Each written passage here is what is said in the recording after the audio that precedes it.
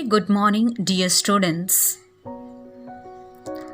As we are learning and reading about the first lesson, The Mystery of the Whispering Ghost, today let us continue our lesson by reading. First of all, let me ask you all one thing. Do you remember the story which I taught in previous class?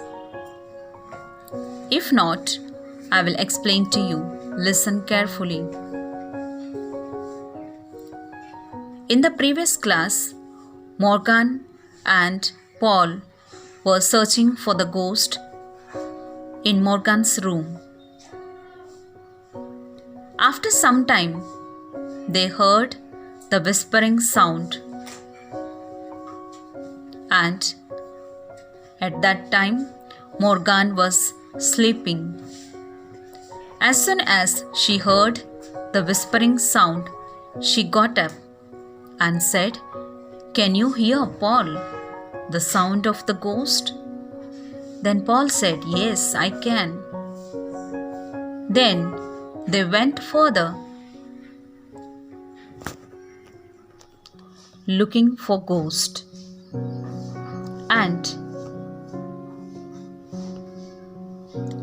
they switched on the lights. Because of that, the whispering sound was stopped. Then Morgan said, "Come, let us go to your room and sleep." So Paul and Morgan, both of them went to Paul's room to sleep. Now, dear students, I will read the lesson. Morgan sat up. "I think ghosts don't like light." Morgan decided to sleep in Paul's room for the rest of the night.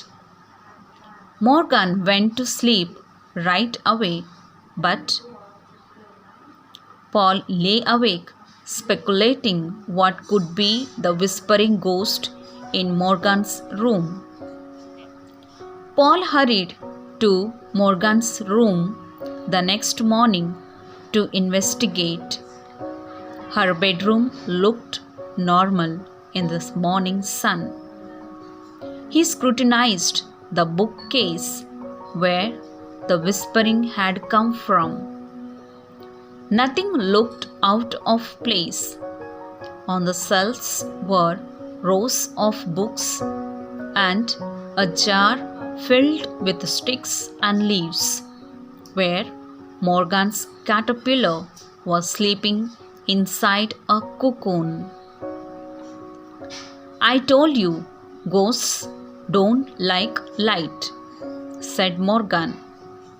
"We have to wait until night to hear her again." Paul thought about that. The window had thin curtains that let the strong morning sunlight permeate through them and lit up the room. He had an idea. Paul took Morgan's blanket and, standing on a chair, he tucked one of its ends into the curtain rod.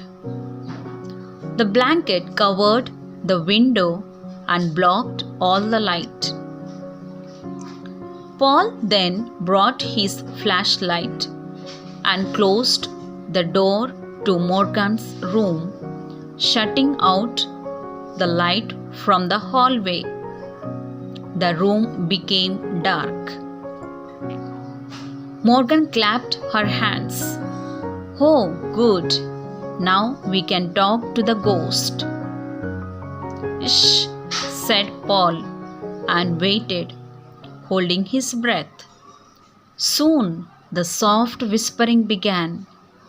Paul aimed his flashlight at the bookcase, turned it on. The round spot of light danced across the bookcase, but no ghost was there. Yet the whispering continued. Dear students, now I am going to explain to you. Listen carefully.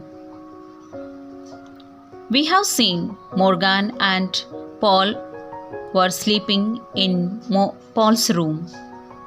After that, early morning, Paul wanted to know really what it is. Then, before Morgan, he got up and came to her room in searching for ghost. When he was searching, along with him, Morgan also came. And Paul looked at the bookcase where he found a caterpillar was sleeping inside a cocoon. Do you know, dear students, what is the meaning of cocoon? C-O-C-O-O-N.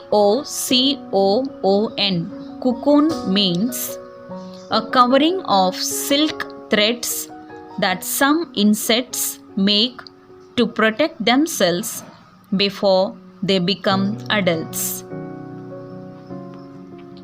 We see in our places many butterflies, and we like the butterflies. First, it could become a butterfly. It is a caterpillar, and in the form of a caterpillar, take the circulate and becomes a butterfly. So, Morgan also came along with Paul. So she says, I said, ghosts don't like light. Then Paul was thinking how to search for the ghost, and he wanted to do it. His research immediately. Then he sees at the window where the sunlight came from. Then he took Morgan's blanket and covered the window, and the room became dark. So he took his torchlight and looked for the ghost. His attention went to the bookcase, and there he saw a cocoon, but did not find any ghost. But still the whispering continued. Dear students, this is the story of today. Please note it down, the hard words, and write it in your notebook, as well as the reading of your voice message. Send it on my WhatsApp. Thank you.